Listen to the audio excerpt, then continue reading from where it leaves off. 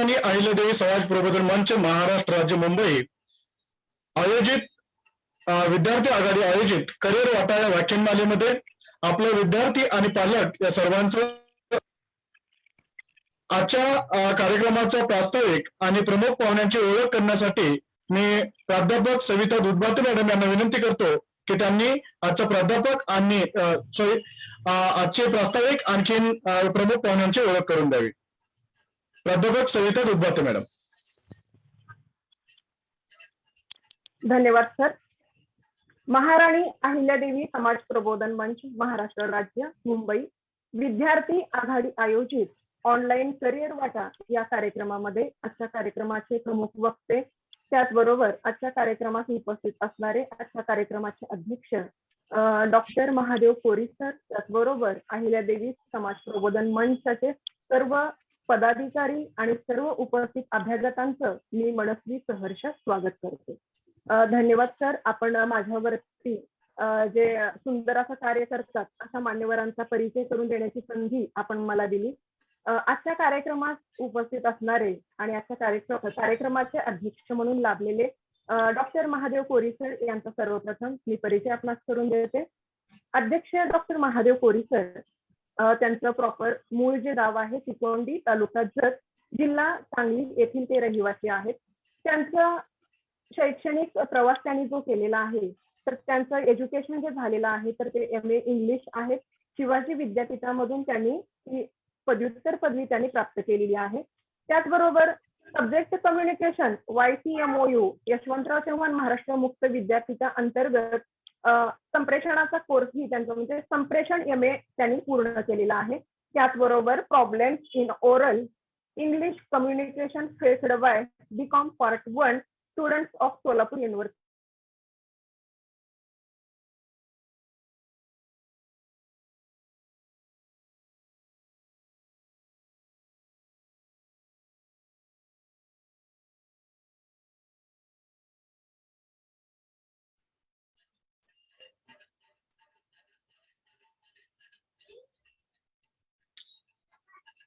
Madam आपला आवाज येत नाही.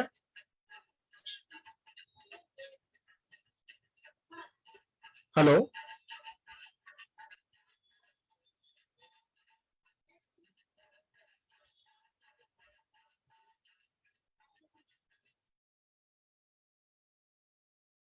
वीरू सर तुम्ही ओळख करून द्या.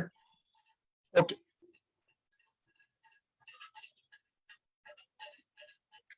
ठीक आहे. मॅडमचा थोडा इंटरनेट इश्यू किंवा काहीतरी टेक्निकल इश्यूज असल्यामुळं त्यांना याच्यामध्ये आता बोलता आलेलं नाहीये. तर मी ओळख करून देतो की आजचे जे वक्ते आहेत त्याचे वक्ते हे डॉक्टर महेश धनगर साहेब, हे मूळचे खानदेश विभागातील आहेत. त्यांचा धुळे जिल्ह्यातील ते रहिवासी आहेत. भूतदया परमोधर्म या उक्तीला अनुसरून व प्राणीमात्रांच्या उपचारांची आवड लक्षात घेऊन त्यांनी पशुवैद्यकीय पदवी शिक्षण हे महाराष्ट्र पशु मत्स्य विज्ञान विद्यापीठ नागपूर अंतर्गत येणाऱ्या नागपूर पशुवैद्यकीय महाविद्यालय येथून पूर्ण केले आहे. सध्या स्थितीत पश्चिम महाराष्ट्रातील क्रांतिसिंह नाना पाटील पशुवैद्यकीय महाविद्यालय शिरवळ येथे पदव्युत्तर संशोधन विद्यार्थी म्हणून ते आता कार्यरत आहेत. शेतकरी हित लक्षात घेऊन तसेच संशोधन कौशल्य म्हणून त्यांनी 6 श्वेतपत्रिका प्रसिद्ध केलेल्या आहेत. तसेच शेतकरी मार्गदर्शनासाठी धुळे आकाशवाणी केंद्रावर त्यांनी बरीच व्याख्याने सादर केली आहेत. वन्यजीवांच्या केसावर अभ्यास करून राष्ट्रीय वन्यजीव परिषदेमध्ये casting of hair it's independent identification methods पुरस्कार प्राप्त केलेला आहे व अनेक संशोधन परिषदांमध्ये सहभाग नोंदवलेला आहे. पशुपालक हिताचे संशोधन प्रसिद्ध केले आहेत. पशुवैद्यकीय शिक्षण घेत असताना खेळाचे महत्व त्यांनी इतरांना पटवून देऊन राष्ट्रीय मल्लखांब स्पर्धेत 3दा महाराष्ट्राचं नेतृत्व केलं आहे. सद्यस्थितीत संशोधन चालू असताना अनेक शेतकरी प्रशिक्षण व पशुरोग निदान शिबिर आयोजित करण्यात त्यांचा महत्वाचा आणि मोलाचा वाटा आहे. असे आजचे बहुआयामी व्यक्तिमत्व आज आपल्याला मार्गदर्शन करणार आहेत. तर मी डॉक्टर महेश धनगर सरांना विनंती करतो की त्यांनी आपलं आज वक्तेपर भाषणाला सुरुवात करावी. नमस्कार सर्वांना.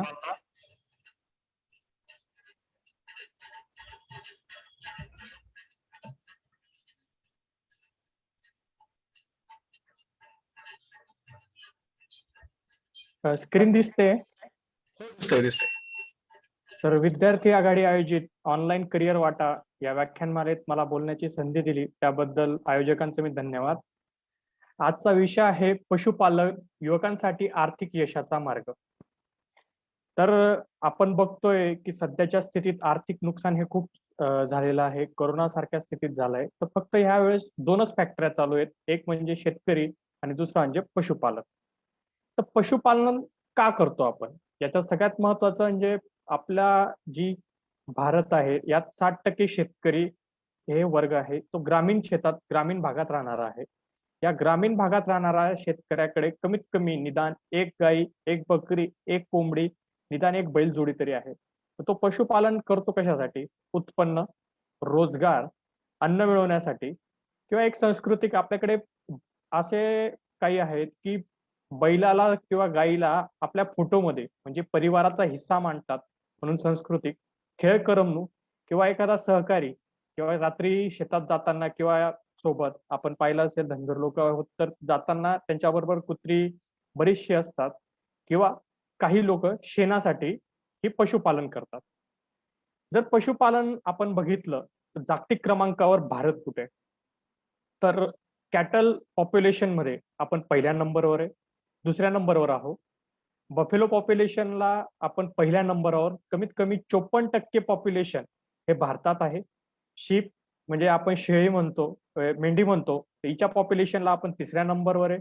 बकरी व याच्या पॉप्युलेशनला आपण दुसऱ्या नंबरवर आहे. तसंच आपल्या भारतात पीक सुद्धा वराह पालन सुद्धा केलं जातं, बदकं पाळले जातात, कोंबडी पालन होतं, तसंच हुंटांचं सुद्धा आपल्याकडे प्रमाण भरपूर प्रमाणावर आहे.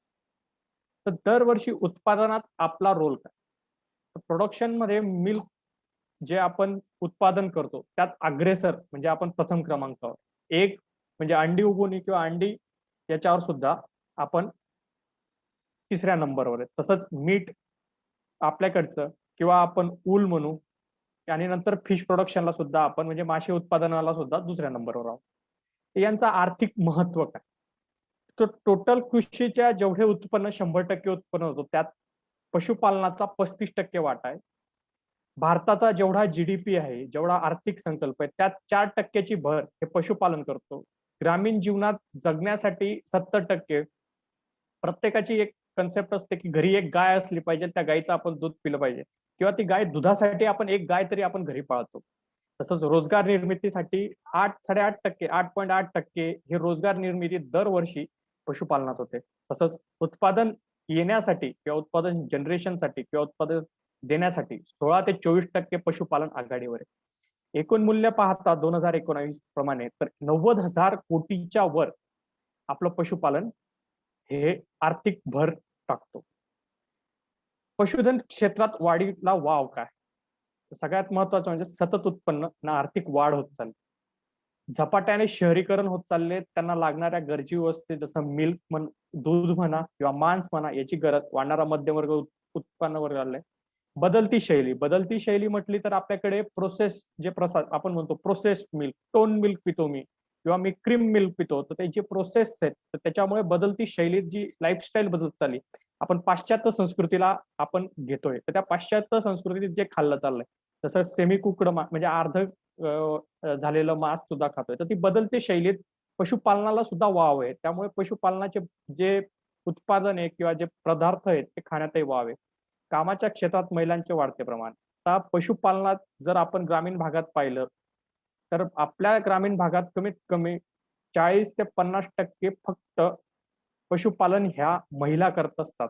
आणि महत्वाच्या गोष्टी म्हणजे जे छोटे पशुपालक आहेत तर भारतात कमीत कमी मध्यमवर्गीय म्हणजे जे 3 ते 4 हेक्टरच्या दरम्यान येतात 60% च्याकडे पालन आहे तर ते 100% महिलांकडे दिला जातो. त्याचप्रमाणे वाहतूक, साठवण, जसे जसे पंचवार्षिक योजना होत चालल्या आहेत तसतसे आपल्याला कोल्ड स्टोरेज, जसं आता पहिले जर आपण पाहिलं की फक्त दही किंवा लस्सी किंवा ताक हे फक्त उन्हाळ्यात पिलं जायचं आणि उन्हाळ्यापुरतं वापरलं जायचं. पण आता हे सर्व गोष्टी ह्या आपल्याला 365 दिवस वर्षमाही सगळ्यांना मिळतात 24 तास आपल्याला मिळतात. तर याच्या मागे जे आहे ते कोल्ड स्टोरेज वाढवले, चांगल्या प्रकारे वाहतूक वाढवली आणि प्राण्यांचा अन्न पदार्थात वापर करण्यात वाढ झाली. त्यामुळे पशुपालनात खूप वाव आलेला आहे. आता पशुपालनात कोणते व्यवसाय करावेत? आता पशुपालनात भरपूर असे व्यवसाय आहेत जे आपल्याला माहिती आहेत. असे काही व्यवसाय आहेत की आपण त्याच्याकडे व्यवसाय म्हणून दृष्टिकोन पाहत सुद्धा नाही.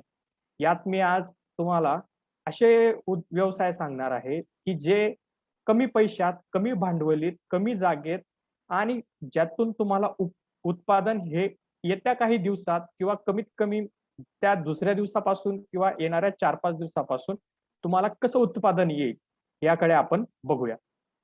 हे तर तुम्ही पाहिलं असेल दुग्ध व्यवसाय. तर आपल्याकडे पारंपरिक दुग्ध व्यवसाय आपण 2च करतो. जशी ती गाय मान हलवते की आपण दुधासाठी आणि शेणासाठी. हेच पारंपरिक दुग्ध व्यवसाय आपण करतो. शेणासाठी म्हणजे ते घरगुती शेणखतासाठी. पण आपल्याकडे दूध दिलं जातं, संकलन केलं जातं आणि त्याचे फक्त दूध पिण्यासाठी वापरतो. पण दुधापासून शेणापासून कोणी असा विचारही केला नसेल की शेणापासून असे भरपूर प्रॉडक्ट आहेत की जे आपण बनवू शकतो. आता शेणापासून काय म्हणाल तुम्ही? काय आहे त्या शेणात? खत तर होतं त्याचं. शेणापासून असे भारतात छोटे लघु उद्योग आहेत किंवा महिला बचत गट आहेत की यांनी सुरू केलंय. तर तुम्ही घरगुती शेणापासून मूर्ती बनवू शकतात, सुगंधित मूर्त्या. तसंच तुम्ही शेणापासून आपला हवे असलेलं मॅन्युअर. आता जमाना पॅकेजिंगचा आहे, जमाना ब्रँडिंगचा आहे, जमाना हा येणाऱ्या जितकं तुम्हाला दिसेल तितकं विक्रीचा जमाना आहे. तर तुम्ही मॅन्युअर बघितलं, आपल्याला शेणखत तर कसंही मिळतंय घराकडे, तुम्ही शेताकडे गावाकडे पाहिलं. पण आता ते मॉडर्नाइज झालेत. ब्रँडिंगनुसार काऊ मॅन्युअर विकतात, सुगंधित धूप बनवू शकतात.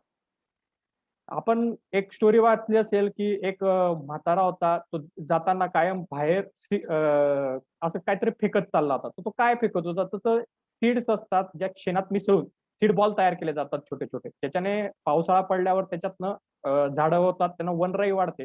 याचं कमर्शियलाइज सुद्धा सीड बॉल तुम्ही बनवू शकतात. तुम्ही पॉन्ड किंवा कुंड्यांसारखे वस्तू बनवू शकतात. सुशोभीकरणासाठी तुम्ही विविध आकाराच्या वस्तू, काउडंग केक. Amazonवर तुम्ही बघितलं असेल की आता Amazonवर 4 गौऱ्या ज्या आपल्याकडे घरोघरी पडलेल्या असतात, अशा 4 गौऱ्या मिळवण्यासाठी आपल्याला Amazonवर ₹250 ते ₹300 द्यावे लागतात. शोभीकरणाचे पॉट तुम्ही पेन पॉट किंवा असे बनवू शकतात.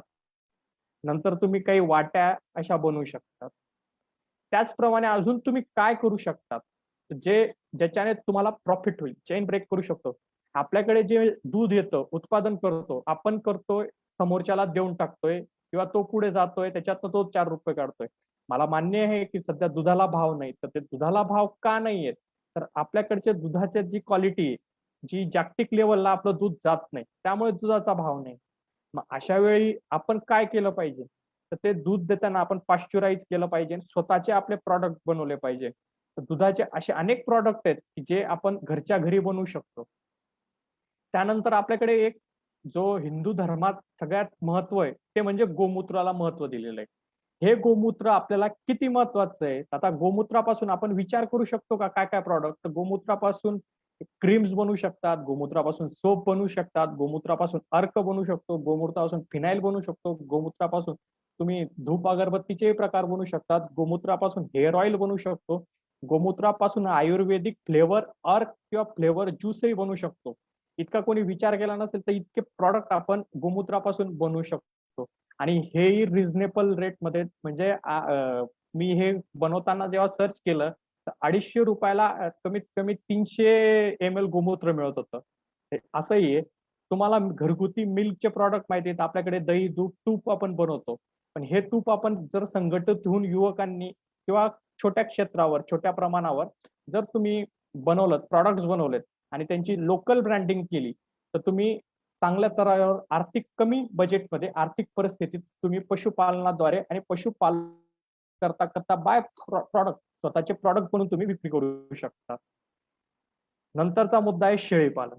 आता शेळीपालन असं म्हणतात की बिझनेस करायचा तर आपण खूप खर्च येईल, आपल्याला भरपूर काही, अशी कुठलीच गरज नाहीये. हा जो पहिला फोटो मी दिलेला, हा नॉर्थ ईस्ट एरियातला, आसाम मिझोराम एरियातला आहे. एका घरात छोट्या ह्याच्यात एका 30 बाय 15-20च्या खोलीत त्यांनी शेळी पालन चालू आहे. कंपार्टमेंट टाकून त्यांनी शेळी पालन सगळ्यात घरचा लाकूड यूज करून, म्हणजे तुटलेले पत्रे आणि लाकूड यूज करून कमी खर्चात शेळी पालन त्यांनी चालू केलंय.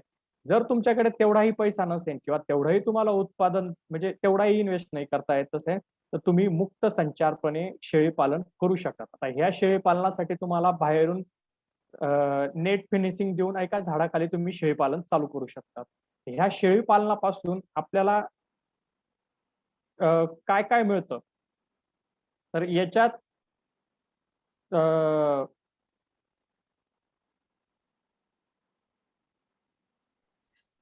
सर प्रश्नांकडे लक्ष देऊ नका, नाही, ते तुम्ही तुमचं चालू ठेवा. स्लाइड पुढे कन्वर्ट होत नाही.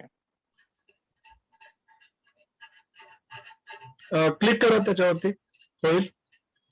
हा, शेळी पालनापासून आपल्याला काय काय येतं. तर शेळी पालनापासून आपण बघितलं असेल की मानवाच्या दुधानंतर सगळ्यात महत्वाचं दूध जे येतं तर ते बकरीचं दूध मानलं जातं. तर त्या शेळीच्या दुधालाही सुद्धा भारतात ब्रँडिंग आहेत. मी जितके हे आजचे फोटो आहेत किंवा पिक्चर्स आहेत हे भारतीय आहेत. तर शेळीपासून आपल्याला जर शेळी पालन आपण चालू केली, मी हे म्हणत नाही की तुम्ही 500 शेळ्यांपासून करा, 700 शेळ्यांपासून करा किंवा 800 शेळ्यांपासून करा. घरी फक्त 5 शेळ्या, 4 शेळ्या किंवा 10 शेळ्या आणल्यात तर 3 वर्षात तुमच्या 100 हे टार्गेट लक्षात ठेवलं. जर तुम्हाला प्रॉडक्ट बनवायचे नसतील तर मी इथं दाखवलंय की शेळीपासून मीठ येतं, मीठ प्रॉडक्ट बनतात, स्किन येते, त्याचं मिल्क, इव्हन आज शेळीचं जे दूध किंवा घी, तूप आहे हे सगळ्यात महाग आहे. किंवा शेळीपासून बनलेले जे प्रॉडक्ट आहेत ते दुधाच्या 4 पट आपल्या साध्या घीच्या म्हणजे 2500 ते 3800 रुपयाप्रमाणे ही घी मिळतं. हे यालाही खूप महत्व आहे. तसंच दूध सांगितलं मी अगोदर, शेळीचं मॅन्युअर करून ब्रँडिंग तुम्ही करू शकतात. आणि हा जो शेवटचा फोटो दिला आहे तो शेळीचा, तर तुम्ही जातीवंत शेळ्या, शेळीला आम्ही आमच्या भाषेत एटीएम म्हणतो, एनी टाइम मनी. तुम्ही कोणत्याही लोकल मार्केटला जर तुमच्याकडे 10 शेळ्या 15 शेळ्या तुम्ही आणल्यात, प्रॉडक्ट तुमच्या जर त्यांना 5 महिन्यात त्या विणल्यात, त्यानंतर बच्चे झालेत त्यांना, आणि तुमच्याकडे जर पैशांची अडचण आली, तुम्ही उद्या सकाळी जाऊन मार्केटला गेलात तर कमीत कमी 8 ते 10 हजार रुपयाप्रमाणे. आणि जर शेळीची जात खालची असेल किंवा गुणवंत शेळी नसेल तर तिला साधारणतः मिनिमम 4 ते 4.5 हजार रुपये तुम्हाला तरी मिळतात. ते तुम्हाला कधीही सहजपणे मिळू शकतात. तर शेळीपासून तुम्हाला हे सहजप्रमाणे तुम्हाला मिळू शकतात जातीवंत, आणि तुम्हाला एनी टाइम एटीएम सारखा शेळीचा उपयोग हा करता येतो. आता आपण धनगर आहे, मी स्वतः धनगर आहे, तर त्यावेळेस पशुपालनामध्ये मेंढी पालनाचा खूप सारा महाराष्ट्र मेंढी पालनात आपला जो नंबर आहे हा 3 नंबरला आपण महाराष्ट्रात लागतो. आपण भटक्या तत्वावर मेंढी पालन करत असतो. तर ह्या भटक्या तत्वावर मेंढी पालन करताना आता आपल्याला बदल करायला हवा की भटक्या तत्वावर केल्यानंतर त्यांच्यात खूप नुकसान होतं, श्रिंकेज लॉस होतात, व्यवसायात करताना खूप सारे आजार पडतात. आणि आता घटना पाहत आहोत की रस्त्यावर येऊन कोणीतरी चिरडून गेलं, तर अशा वेळी तुम्ही करावं काय. तर बंदिस्त मेंढी पालन आम्ही कधी बघितलं नाही, किंवा बघितलंय तर ते खूप कमर्शियलाइज आहे, तर याची गरज नाही. जसं मी तुम्हाला छोटे फार्म टाकायला सांगितले तर तसे तुम्ही छोटे फार्म, किंवा मी दुसरा जो फोटो दाखवलाय की हा सेमी बंदिस्त गोठा आहे, बाकीची साईड ओपन आहे, ह्या दोघं साईड ओपन आहेत, आणि ज्या वेळेस ऊन वारा पाऊस येईल तर त्या एका जागेवर. आणि सांगायला एक आनंद होतो की 1000 स्क्वेअर फूट मध्ये तुम्ही कमीत कमी 60 ते 70 मेंढी ह्या पाळू शकतात.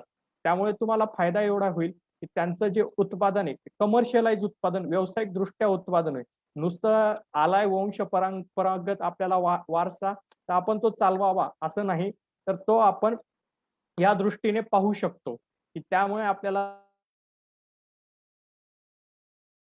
उत्पादनात आता आपण बघतो काय त्यांचे येणारे प्रॉडक्ट काय, तर त्यांचा बॉडी स्कोअर म्हणजे त्यांचं वाढणार किती दिवसात त्या मॅच्युअर होतात म्हणजे वयात येतात, किती दिवसानंतर त्यांना पिलं होतात, किती दिवसात त्यांच्यापासून मांस निघायला लागतं, किती दिवसापासून ह्या गोष्टी करण्यासाठी आपल्याला त्यांची जी क्षमता आहे तर ते आपण फिरती जी म्हणजे आपण भटकी म्हणतो तर ती थोडी थांबवायला हवी आणि आता स्थायिक होऊन व्यावसायिक दृष्ट्या उत्पादन मिळवलं पाहिजे. आता तुम्ही म्हणाल चाऱ्यासाठी, तर मी पुढच्या याच्यात म्हणजे पुढच्या स्लाइडमध्ये सांगेलच की चारा वगैरे व्यवस्थापन आणि त्याच्यात सुद्धा तुम्हाला काय बिझनेस आहे तेही सांगतोय. तर आता ह्या याच्यात तुम्ही आणू शकतात काय, तर तुम्ही बछडे विकू जातीवंत बछडे त्यांचे विकू शकतात. त्यांचं दूध कलेक्ट करून तुम्ही विकू शकतात. लोकर तर सगळ्यांनाच माहिती आहे. लोकर पासून तर किती प्रकारचे तुम्ही उत्पादन बनवू शकतात. मफलर, टोप्या इतके की अनेक प्रकारचे तुम्ही. आणि आता जो नवीन ट्रेंड चालू झालाय की शेळीपेक्षा मेंढीचं जे खत आहे हे प्रभावी आहे. याच्यासाठी या बँगलोरच्या शेतकऱ्याने स्वतःचा बिझनेस आणि स्वतःचा ब्रँड काढला. आणि ही जी पिशवी आहे नुसती, ही 15 किलोची पिशवी 800 रुपयाला मिळते. सांगायला म्हणजे इतकी महाग पिशवी विकू शकतो हा विचार करू शकत नाही. आपल्या शेतकऱ्याला एक मेंढी पालनासाठी बसवण्यासाठी 2 दिवस 3 दिवस बसवण्यासाठी 500 रुपये 300 रुपये किंवा पैसे सुद्धा भेटत नाहीत. तर ती थोडा विचार दृष्टिकोन, व्यावसायिक दृष्टिकोन जर आपण आणला तर अशा आपण अनेक मॅन्युअर बनवू शकतो. मांस मिळतं हे सगळ्यांनाच माहिती आहे की मेंढीपासून मांस मिळतं. किंवा त्याचे आता मेंढीचे प्रॉडक्ट सुद्धा भारी भारी प्रॉडक्ट जे आलेत, नगेट्स किंवा त्यांचे सॉसेजेस आलेत किंवा त्यांचे फ्राईड मसल्स फ्राईड झालेत असे, किंवा बर्गर पेटीस सारखे त्यांचे स्वतःचे हे आलेत. आणि सांगायला शेळीपेक्षा मेंढीचं मांस हे खायला खूप चवीदार असतं. तर व्यवसाय दृष्टिकोनातून आपला दृष्टिक्षेप म्हणजे जसा आपण चष्मा लावला, जर काळा चष्मा लावला तर तशी दृष्टी दिसते. तर आपण ट्रान्सपरंट चष्मा घातला तर आपल्याला सगळं ट्रान्सपरंट दिसतं. तर आपण थोडा दृष्टिक्षेप चेंज केला तर हा बदलू शकतो. कुक्कुटपालन आपल्याला 2च प्रकारच्या माहिती आहेत की ब्रॉयलर कोंबड्या येतात किंवा विदेशी आपल्या देशी कोंबड्या येतात, त्यांच्यापासून मांस येतं आणि अंडे येतात. पण कुक्कुटपालनात ज्याला आपण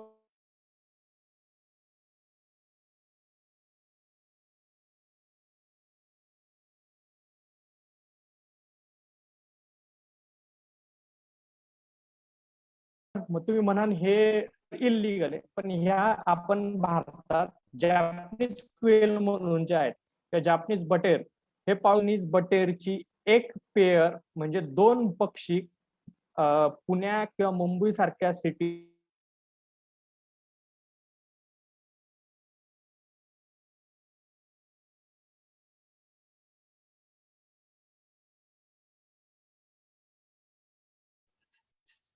सर तुमचं नेटवर्क थोडं इश्यू होतंय.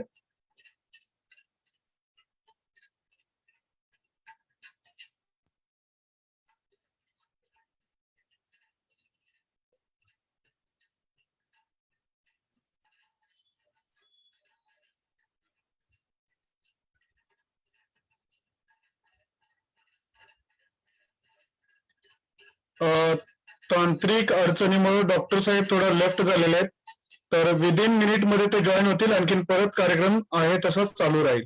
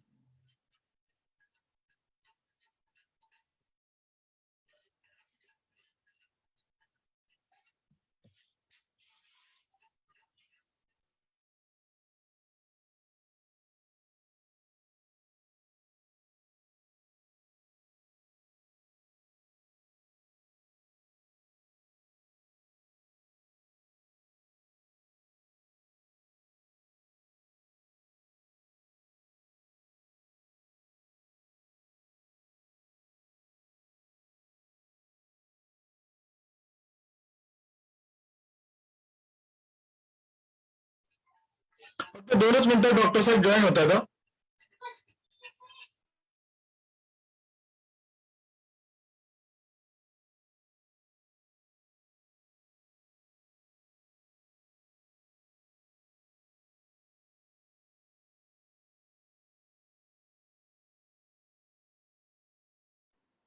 सॉरी थोडं नेटवर्क इश्यू होता.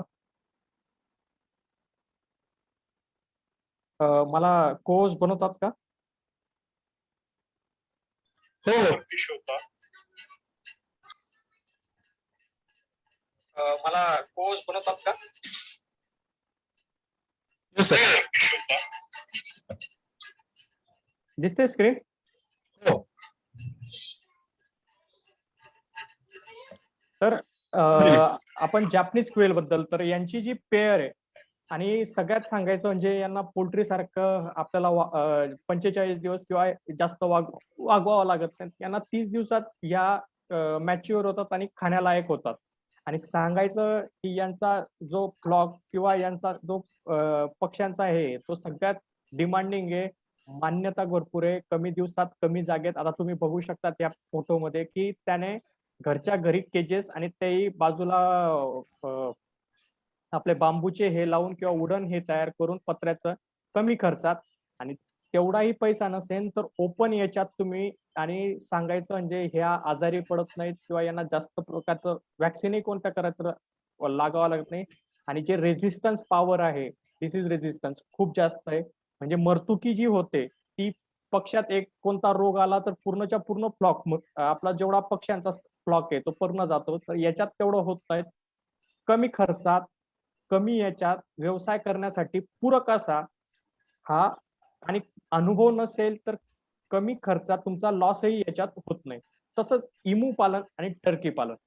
तर इमू पालनात तुम्ही ऐकलं असेल की इमूचं अंड सगळ्यात मोठं असतंय, की ह्या गोष्टी तुम्ही ऐकल्या असाल. टर्की ही पालन आपल्याकडे आता नवीन प्रकारे चालू झालाय किंवा हा नवीन पक्षी आपल्याकडे येतोय. याला जे पाश्चिमात्य कल्चर आहे त्यात थँक्स गिव्हिंग बर्ड म्हणतात. किंवा टर्की हा त्यांच्या जो ख्रिसमस असतो या काळात एकमेकांना गिफ्ट म्हणून दिलं जात आहे. पण कमर्शियल याच्यावर याचं मांस किंवा याचे जे प्रॉडक्ट्स आहेत ते भरपूर प्रमाणावर आपल्याला मिळतात. बदक पालन, आता बदक पालन म्हटलं तर ते आपल्याकडे असं कन्सेप्ट आहे की ते फक्त पाण्यातच येतात किंवा पाण्यातच पाळले जातात आणि त्यांचे अंडे सुद्धा हे दिले जातात. तर यांच्यापासून कमी खर्चात आता तुमच्याकडे बदक पालनाचे प्रकार दाखवलेत मी. एक पाण्यात असलेले, दुसरा आपल्या पूर्ण पोल्ट्रीच्या शेड सारखे, जे कुक्कुट पालन करतो त्या शेड सारखे, आणि तिसरा प्रकार आहे हा ओपन, म्हणजे खुल्या याच्यात तुम्ही बदक पालन करू शकता. आता त्यानंतर ह्या प्रकारे आपण पक्षी पालनात आपण इतके प्रकार आपण करू शकतो.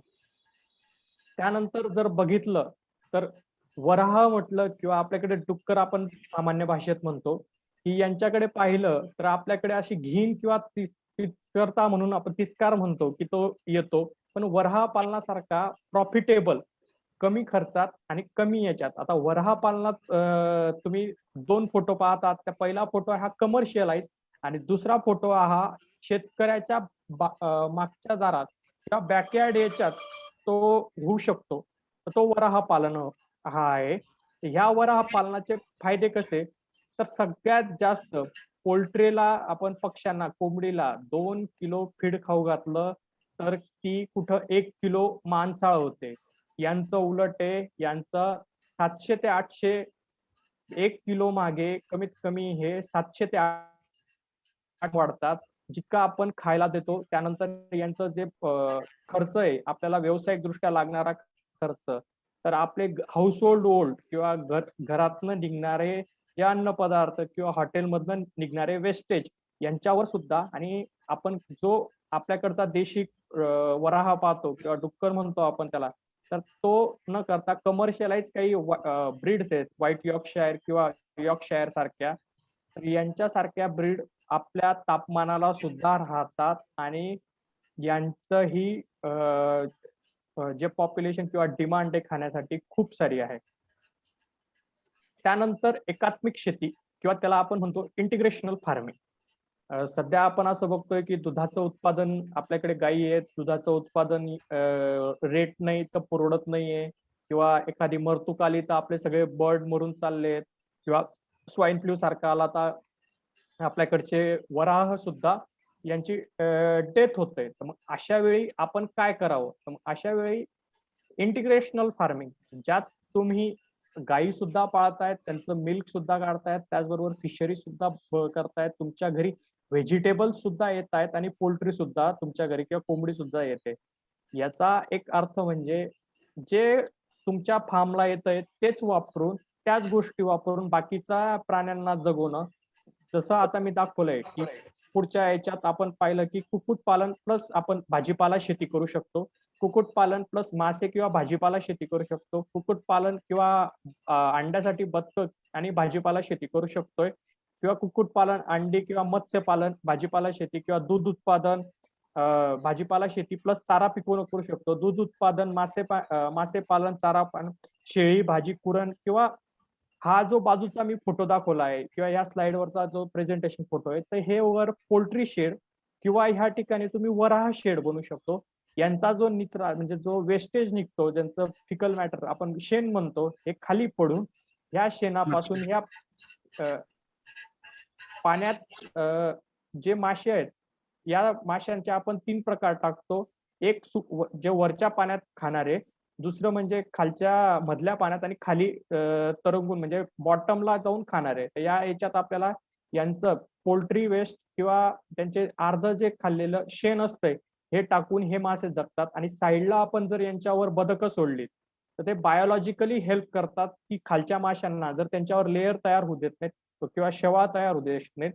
जर तुम्हाला डुकरांपासून किंवा वराहापासून नुकसान झालं, पोल्ट्रीपासून नुकसान झालं, तर माशांपासून प्रॉफिट येईल. माशांपासून नुकसान झालं तर तुमच्याकडे बदकं आहेत, बदकांची अंडी आहेत, म्हणजे वर्षिकली तुम्हाला कोणत्याही नुकसान नाही. आणि जर सगळं चांगलं राहिलं तर तुम्हाला बाकी शेतीपेक्षाही 4 पट जास्त उत्पादन ह्या क्षेत्रात आपल्याला देऊ शकतो. आता मी पहिला मुद्दा जो मांडला होता की भारताचं दूध हे आपण जागतिक क्रमावर 1 नंबरवर आहे, पण दुधाला भाव नाहीत. तर हे का नाहीयेत? तर याच्या मागे असं आहे की आपल्या दुधात येणारे रेसिड्यूज म्हणजे जे क्षार आहेत, गुण आहेत, हे खूप जास्त आहेत. तर यांची गुणवत्ता कमी आहे. म्हणजे आपण अँटिबायोटिक जे टेस्ट होतात किंवा ज्या बाकीच्या गोष्टी घडतात, ज्या सिलेक्शन क्रायटेरिया किंवा ज्या घेण्याच्या बाहेरच्या जागतिक लेवलवर आपलं दूध कुठंच विकलं जात नाही. तर याच्या मागे कारण म्हणजे आपल्या जे दुधाची जी क्वालिटी ती चांगली नाहीये. ही क्वालिटीचा परिणाम आपला जे सेंद्रिय पशुधन शेती म्हणजे पशुपालन किंवा पशुधन शेती, तर याचं म्हणजे ऑर्गॅनिक शेती आपण जी करतो, तर ही ऑर्गॅनिक शेती आपण भारत ऑर्गॅनिक शेतीत सगळ्यात लेवल 1 ला आहे किंवा टॉपला आहे. आणि 65,000 कोटीचा दरवेळेचा आपला बजेट आहे. आता हा बजेट इतका बजेट आपल्याकडे असल्यावर सुद्धा पशुधनात आपण त्या ठिकाणी फक्त वर्षाला फक्त 1200 ते 1300 कोटीचा आपल्याला ऑर्गॅनिक पशुधनातनं आपण प्रॉडक्ट विकतो. इव्हन आपल्याकडनं ऑर्गॅनिक मीठ जातं, मांस जातं. काही असे फार्म्स आहेत ज्यांच्याकडे ऑर्गॅनिक शेती केल्यात. आता तुम्ही म्हणाल ऑर्गॅनिक केव्हाचं सांगतात, ऑर्गॅनिक तर काय?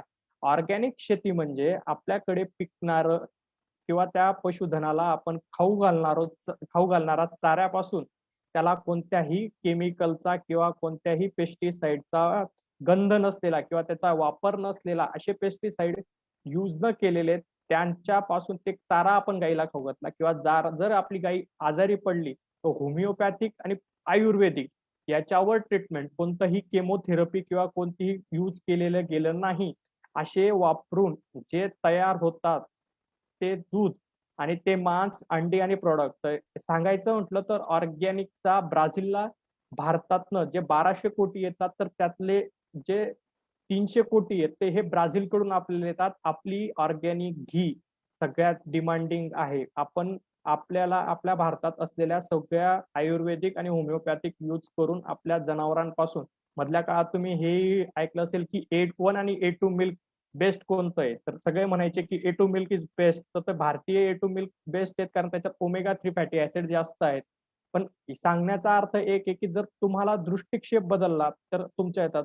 किंवा आपण म्हणतो की सचिनच्या घरी रस्त्याने जाताना किंवा पुण्यावरून मुंबईला जाताना आपण रस्त्यात काही फार्म लागतात आणि आपण सहज म्हणतो किंवा कोणीतरी म्हणतं की ह्या फार्मवरनं सचिनच्या घरी जातं किंवा नाशिककडनं मुंबईला जाताना म्हणतो की हे फार्म सलमान खानच्या घरी दूध जातं. तर हे दूध आणि त्या दुधाची किंमत कमीत कमी 700 रुपये लिटर, 800 रुपये लिटर, 1200 रुपये लिटर आहे. तर हे नेमकं दूध आहे कोणतं? तर ते दूध किंवा अंडी आहेत कोणती? तर ती सेंद्रिय आहेत, ऑर्गॅनिक आहेत, की त्यांचे जे प्रोटोकॉल आहेत ते पाळून केलेत. याच्यात आपण म्हणतो की शेतकऱ्याचं नुकसान आहे की आपण त्याला चलनी पैसा मिळत राहतो, की आपण आज 2 लिटर दूध आलं तर चलनी पैसा मिळतो. ते दिलं नाही.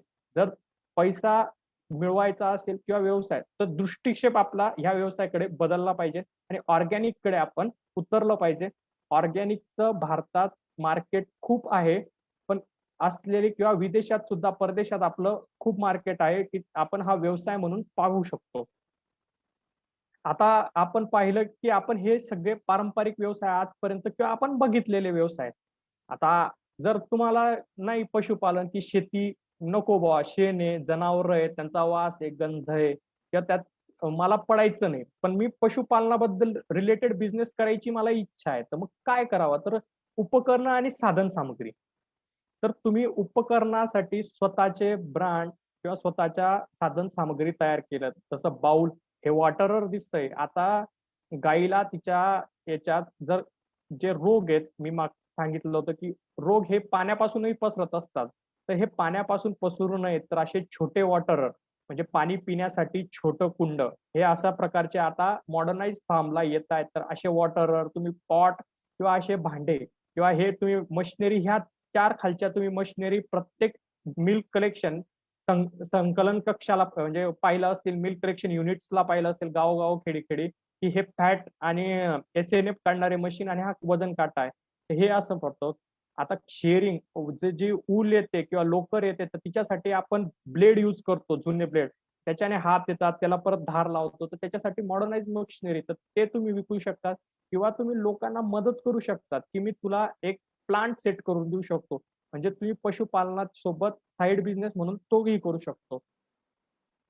जसं आता मी मागच्या स्लाइडला म्हटलं, की खाद्य उत्पादन. आता फ्लड आला, की त्यातले सगळे पिकं चालले जातात. जनावरांना एखादा पूर आलाय, जनावरांना खायला काही नाही. दुष्काळ पडला, जनावरांना खायला काही नाही. तर हे खाद्य उत्पादन हा एक बिझनेस म्हणून आपण दृष्टिक्षेप पाहू शकतो. तुम्ही फोटोत पाहतात, की ह्या पांढऱ्या कलरच्या बॅगा भरून ठेवलेल्या आहेत. तर हा सायलेज किंवा मुरघास म्हणतो आपण. याला आपण अ, पावसाळ्यात आल्यावर आपण स्टोअर करायचं. पावसाळ्यात आल्यावर हिरवा ग्रास कापून आपण स्टोअर केलं, तर हा 30 दिवसानंतर हा सायलेज तयार होतो. आपण याला पॅक बंद बंद याच्यात आपण त्याला 2 वर्षापर्यंत टिकवू शकतो आणि हा आपल्याला उत्कृष्ट दर्जाचा जर तुमच्याकडे पूर आला, तर हिरवा चारा नसतो. तर अशा वेळी काय? किंवा तुमच्याकडे दुष्काळ पडला, तर हिरवा चारा नाही. तर मग अशा वेळी जनावरांचं उत्पादन जे आहे ते हिरवा चाऱ्यावर आणि कोरड्या चाऱ्यावर असतं. अशा वेळी चारा नाही, तर मग अशा वेळी खाद्य उत्पादन कसं? तर आधीच पावसाळ्यापासून आपण हा बिझनेस किंवा व्यवसाय म्हणून बघू शकतो. इकडे अझोला आहे. आज ढेप किंवा पशुखाद्याचं रेट पाहिलं तर ₹28 किलोच्या मागे किंवा बघितलं ढेपचेच रेट आता 12 ते 14 रुपये आहेत आणि एका गाईला दूध द्यायला 2 किलो ढेप लागते. अशा वेळी आणि 1 लिटर दूध जातं ₹22 तर शेतकऱ्याला पुरवडत नाहीत. तर अशा वेळी खाद्य म्हणून आपण काय द्यावं? तर प्रोटीनयुक्त अझोला सुद्धा आपण यूज करू शकतो. हायड्रोपोनिक्स सुद्धा यूज करू शकतो किंवा आता कोरडा चारा तर खाऊ घालायचा आहे. तो कोरडा चारा आपल्याकडे आता पावसाळ्यात अमाप चारा असतो. हा चारा सुकवून त्याला बांधून आपण तोही विकू शकतो. नंतर एक बिझनेस म्हणून दुसरा आपल्याकडे चारा नाहीये, पण आपण लोकांकडनं चारा आणू शकतो. तो खाद्य पुरवठा करू शकतो, साठवण करू शकतो आणि महत्वाचं म्हणजे पॅकेजिंग. आजकाल जिकडं-तिकडं पाहिलं जातं, तर पॅक बंद सगळ्या गोष्टी येतात. आता आपण एक दृष्टिक्षेप पाहिला, की आपल्याकडे असा चारा ह्या 2 ज्या फोटोज आहेत किंवा त्यांच्यात पाहू शकतो छायाचित्रात, की आपल्याकडे असा चारा स्टोअर केला जातो.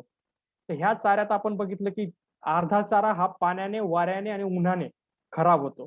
एक साधा आपण घरगुती मशिनरी किंवा प्रेशराइज्ड मशिनरी बी आणली आणि ह्या मशिनरीच्या साहाय्याने आपण असे चाराबंद ब्लॉक जरी तयार केलेत किंवा हे पॅकबंद प्लास्टिकच्या ह्याच्यात आपण ब्लॉक तयार केलेत, तर आपलं हे पावसाळ्यात बनवलेले ब्लॉक उन्हाळ्यात तुम्हाला कमीत कमी एका टनामागे 3 ते 4,000 रुपये सोडतात आणि पावसाळ्यात तुम्हाला ते 700 ते 800 रुपयात तयार होतात. स्टोरेज करायचे आपले ₹500 पकडा.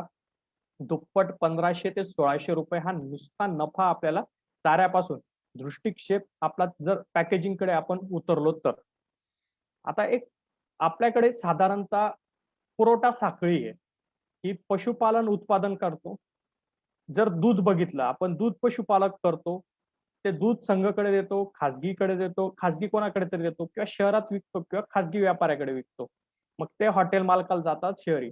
म्हणजे इथलं 22 रुपयाचं दूध किंवा 25 रुपयाचं दूध हे शहरापर्यंत किंवा व्यापारी हॉटेल चालकापर्यंत 38 ते 39. मग हे मधले 15 रुपये 14 रुपये खातं कोण आहे? तर ही मधली चेन आहे. तर ही चेन. तर आपण साधी चेन बदलली, म्हणजे आपण आपला प्रॉडक्ट बनवला, त्याला आपण स्वतः ब्रँडिंग केली आणि तो प्रॉडक्ट जाऊन आपण स्वतः डिलिव्हरी केली. तर ह्या मधल्या चेनचे म्हणजे आपलं जे दूध आहे ते 38चं तुम्ही 35 रुपयाला जरी विकलं तर तुमच्याकडनं घेणारे भरपूर असतात. तर त्या रूपावर तुम्ही मधले जे 12 ते 15 रुपयाचा आहे, तर हा एक व्यवसाय म्हणून फक्त शेतकऱ्याकडनं जी ही चेन आहे, ही चेन एवढी लांब चेन ब्रेक करायची आणि पशुपालकापासून तर त्या लोकांपर्यंत इतकं तुम्ही त्या चेन ब्रेक करून तुम्ही एक बिझनेस म्हणून सुद्धा यातले उभं राहू शकतात किंवा उभारू शकतात.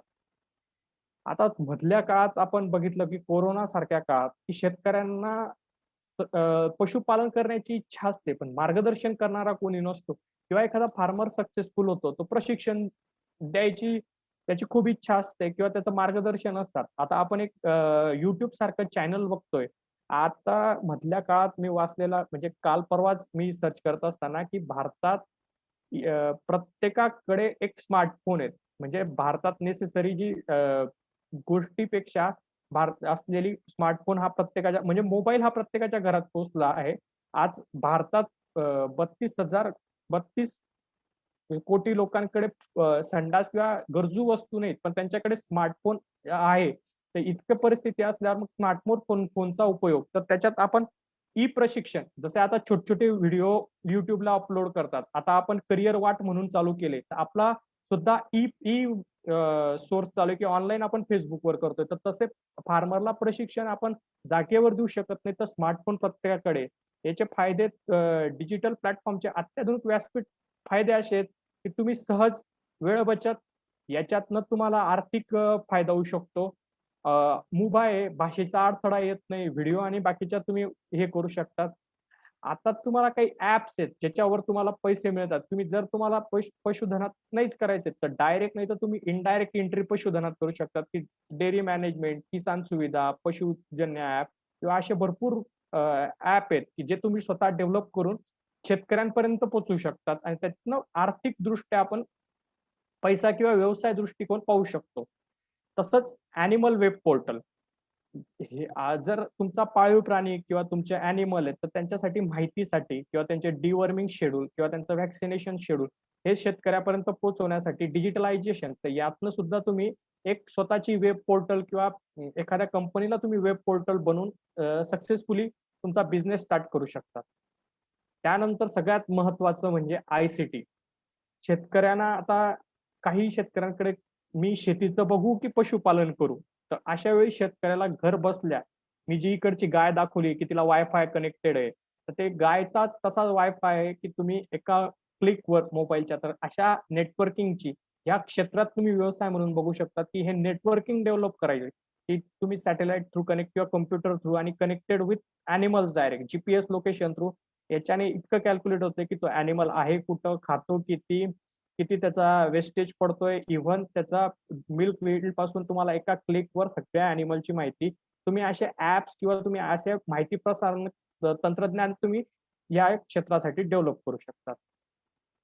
मुंबई पुण्यासारख्या सिटीत तुम्ही पाळीव पाणी किंवा स्टोरेज बघितले असतील की त्यांच्यात तुम्ही उत्पन्न होताय. आता ह्या मी जसं युटेन्सिल सांगितले की तुम्ही ते ऍक्सेसरीज डेव्हलप करू शकतात, भांडे करू शकतात, त्यांच्यासाठी तुम्ही गळ्यातले पट्टे डेव्हलप करू शकतात. पण हे विकावे कसे तर तुम्ही ह्या व्यवसाय दृष्टिकोनही पाहू शकतात की पाळीव प्राण्यांसाठी तुम्ही एक विविध पेट शॉप्स किंवा हे सुद्धा स्वतःचे खोलू शकतात आणि यातनं एक व्यवसाय दृष्टिकोने आर्थिक दृष्ट्या बघू शकतात. शेवटची स्लाइड आणि शेवटचा टप्पा. आता शहरात राहणारे जे युवक आहेत किंवा शहरात शिकण्यासाठी येतात युवक आणि यांना पार्ट टाइम किंवा काहीतरी एक छोटा मोठा शिकताना असलेला जोडधंदा म्हणजे पाळीव प्राणी हाताळणं, त्यांची काळजी घेणं म्हणजे काळजी म्हणजे त्यांच्यासाठी हॉस्टेल. आता मला 4 दिवस बाहेर जायचंय आणि माझ्या घरी माझा पाळीव कुत्रा आहे किंवा मांजर आहे, तर हिला मी घेऊन कसं जाणार आहे? तर मग हिला घेऊन न जाता तर मी तिला कुठं ठेवावं? तर तिला पाळीव संग्रहालयात किंवा प्राणी संग्रहालय किंवा एक हॉस्टेल बनवावी की ज्याच्याने तुमच्या घरच्या घरी एक हॉस्टेल म्हणून एक पाळीव कुत्रा तुम्ही पाळावा 3 दिवसाचे तुम्हाला 5 ते 7,000 रुपये सुद्धा मिळू शकतात. तसंच त्यांना ट्रेनिंग मिळणं. स एक छोटा कोर्स केल्यानंतर किंवा तुम्हाला ट्रेनर म्हणून सुद्धा चांगल्या प्रमाणाने केला तर तुम्ही एक उद्योजक किंवा बिझनेस म्हणून हा सध्याच्या सिटीमध्ये किंवा येत्यात जे पेट ओनर किंवा पेट लव्हर म्हणतो आपण. पेट ओनरपेक्षा पेट लव्हर म्हणतो आणि पाळीव प्राण्यांना ठेवणारे किंवा त्यांना पेट शॉप मधले तर त्यांच्यासाठी आता सिटीमधनं बाहेर जाताना 5-7 दिवस आपण साहजिकच जातो आणि सिटीत आता नाही म्हटलं तर प्रत्येकाकडे एक तरी पाळीव प्राणी आपण ठेवतो. तर ह्या पाळीव प्राण्याची काळजी किंवा त्याला हाताळणं आणि त्याला प्रशिक्षण देणं यासाठी कोणी न कोणी लागतो. तर त्यासाठी गरज म्हणून हा आपण व्यवसाय म्हणून किंवा जर आपल्याला शिक्षण घेताना साइड बाय एक व्यवसाय हवा किंवा साइडला एक व्यवसाय हवा तर ह्याकडे आपण पाहू शकतो. धन्यवाद.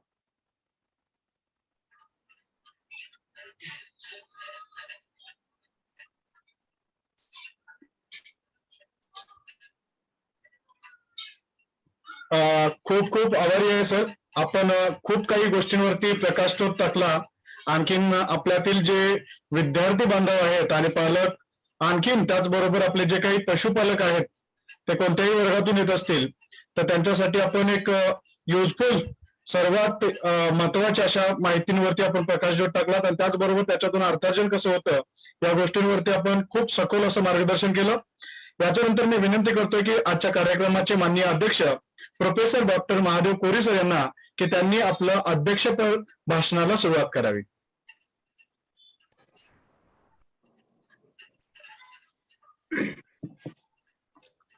सर्वांना माझा नमस्कार. नमस्कार सर. आवाज ऐकू येतो? तू सर आवाज येतोय. Okay okay, thank you. सर्वांना माझा नमस्कार. महाराणी अहिल्यादेवी समाज प्रबोधन मंच महाराष्ट्र राज्य यांच्या वतीने आज आपण जो करिअर गायडन्ससाठी हा मंचाद्वारे चालवला जाणारा हा जो व्याख्यानमाला तुम्ही चालवता आणि त्या व्याख्यानमालेच्या वक्ते डॉक्टर महेश धनगर हे पशुपालकांसाठी पशुपालनातून युवकांसमोर असणारे जे संधी ह्या विषयावर त्यांनी सखोल मार्गदर्शन केलं की मी सुरुवातीला डॉक्टर महेश धनगरांना धन्यवाद देऊ इच्छितो. त्यांनी एवढ्या लहान वयामध्ये की इतकं सखोल ज्ञान त्या पशुपालनाबद्दल त्यांनी मिळवलेले आहे आणि त्यांनी व्यवसाय पण त्याच्यामध्येच डॉक्टर म्हणून काम पाहतात आणि आधुनिकतेसाठी आधुनिक पालन करण्यासाठी जे काही गोष्टी लागतात एक ट्रेडिशन आणि मॉडर्न.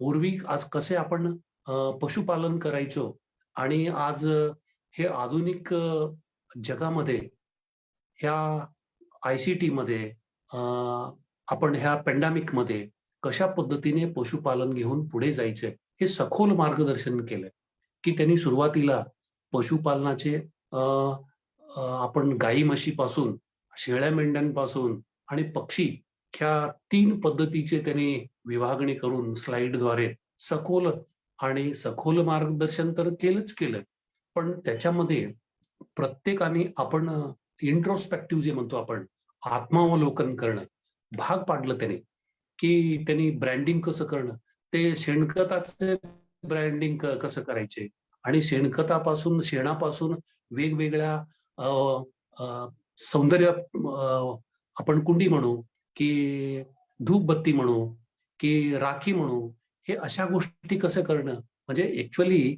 हा आपण पूर्वी कसं प्राणी म्हणून पाहायचो आणि आता शेण आणि मूत्राला इतका प्रचंड मागणी वाढलेली आहे आणि मी ह्या सगळ्या गोष्टी पाहता की मी असं सांगू इच्छितो की बेसिक गोष्टी जर आपण शेतकऱ्यांना एकदा पुरवलं किंवा त्याचे मार्गदर्शन जर आपण केलं तर सहजरित्या कोणत्याही युवक ह्या धंद्याकडे सहजरित्या अट्रॅक्ट होऊ शकतात. की बेसिक गोष्टी कोणते आता डॉक्टरांनी बऱ्याचशा गोष्टी तांत्रिकही सांगितलं माहितीही भरपूर दिली त्यांनी की मी सगळ्या गोष्टी नोट करून घेतलेल्या आहे की आपण शेतकऱ्यांना म्हणा युवकांना म्हणा शेळी कशी फायद्याची आहे मेंढी कशी फायद्याची आहे. मी जत तालुक्याचा आहे आणि आमच्या तालुक्यामध्ये एक सुभाष पाटील नावाचे मेंढी पालक आहेत आणि महाराष्ट्रभर आणि कर्नाटकभर त्यांना ते ओळखतात लोक. आणि त्या सुभाष पाटलांचे 100भर मेंढ्या आहेत. आणि परवाच त्यांचे 2 महिन्याचे मेंढी नर 12,21,000ला गेलेले. त्याला मांडियाळ मेंढी असं तो व्हरायटी आहे. आणि त्या माझ्याकडे मी पण आता शेळी पालन चालू केलेले आणि करणार आहे. मेंढी पालन सुद्धा करणार आहे. गेल्या 25 वर्षापासून मी सेंद्रिय शेती करतो. माझ्याकडे 20-22 प्रकारचा हिरवी गवत आहे. मी शेळ्यांना कोणतं हिरवी चारा लागते आणि मेंढ्यांना कोणतं लागतं आणि गायींना कोणतं लागतं हे क्लासिफिकेशन करून मी चारा शेतामध्ये बनवण्याचे प्रयत्न केले. की आता उदाहरणार्थ सांगायचं म्हटलं की शेळी हा मान वर करून खाणारा प्राणी आहे आणि मेंढी हा खाली मान घालून ते गवत खाणारा प्राणी आहे. त्याला झाडपाला लागतात.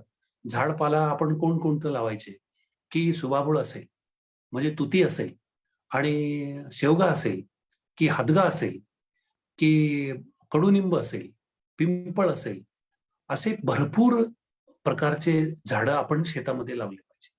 आणि मेंढ्यांसाठी कोणते गवत लागते माझ्याकडे आत्ताच मी चालू आहे शेतामध्ये लागवण तो स्मार्ट नेपियर म्हणून आणि सुपर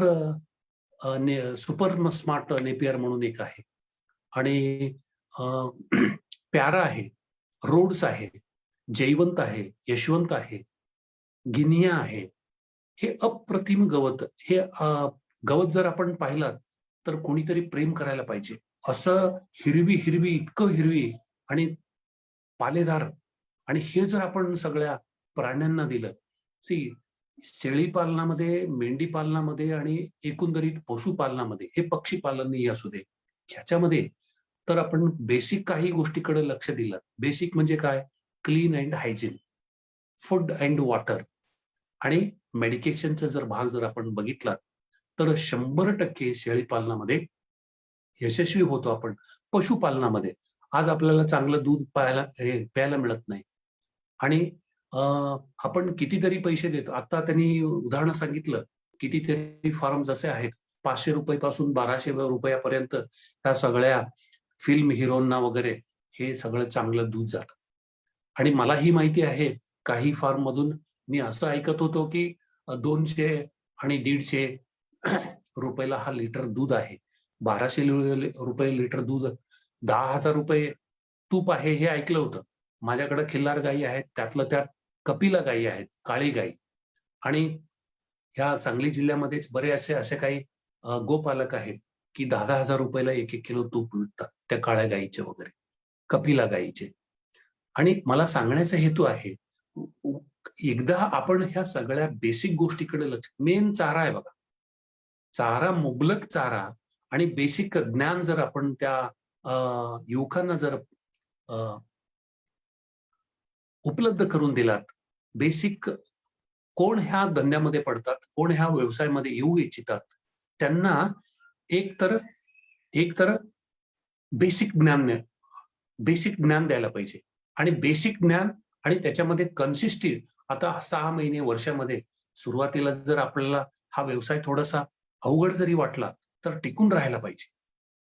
आता असे आपण काही उदाहरणं देऊन त्यांना म्हणजे मोटिवेट करून असे गोष्टी सांगायला पाहिजे. समजा तुम्ही सुरुवातीला 10 शेळ्या घेतला, 10 शेळ्या घेतल्यानंतर 10,000 ते 12,000 रुपयाचा किंवा 15,000 रुपये देऊन 1.5 लाख रुपये तुम्ही खर्च केला. 10 शेळ्या आणलात तर 15 ते 20 दिवस किंवा 1 महिन्यामध्ये तुम्हाला 2-2 जर पिल्लं पकडलात तर 10 शेळ्यांचे 20 पिल्ले झाले. आणि 20 पिल्ले तुम्ही 5,000 रुपये पकडा. ते 5,000 रुपये 1 लाख रुपये तुम्हाला 4 ते 5 महिन्यामध्ये मिळतात.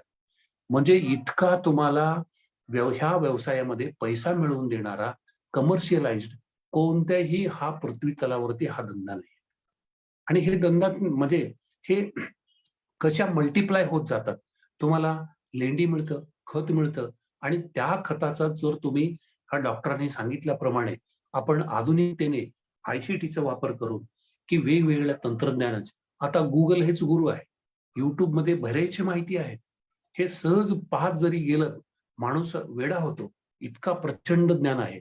तो ज्ञान आपण जर आपल्या शेतामध्ये आवड म्हणजे इम्प्लिमेंट केला तर सहजरित्या आपण पैसाच पैसा कमवू शकतो.